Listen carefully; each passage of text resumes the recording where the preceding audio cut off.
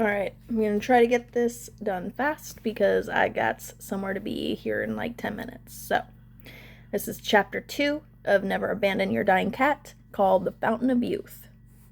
Everyone's heard the stories of the Fountain of Youth, how its waters will give life and make you live eternally. I always believed the stories to be a myth, a fairy tale. But there was something about the day that my cat started to show signs of serious illness she would never return from that made me, well, desperate. Queen Bee was my everything, and it was my duty as her beloved and faithful minion to make sure that she lived long and happily. Sure, some would say that she's already done that, and that I should have let her go peacefully, but I snapped. There was a couple talking loudly outside my window. There was news that someone had found the Fountain of Youth and had drank from its waters. It couldn't be so. There was no possible way. That fountain was a fairy tale.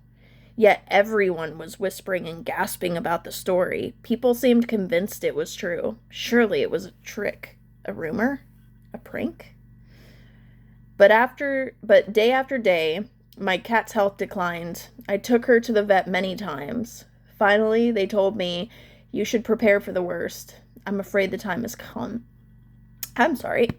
I'm afraid the time has come. I wept while hugging her close to me. Her breaths came more rapidly but weakly. She labored to breathe at all. I wept harder. Finally, it came time for me to make a decision. Do I let her go, or do I do everything to fight for her life?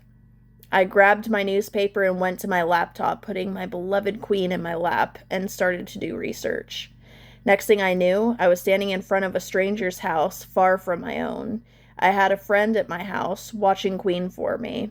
I knew the travel would only add to her stress, and this friend was one she'd actually accepted as part of her minion pack. I gazed up at the door, feeling woozy and anxious. Sweating and trembling, I finally knocked hard and loud on the door and waited. I almost walked away, but then the door slowly creaked open.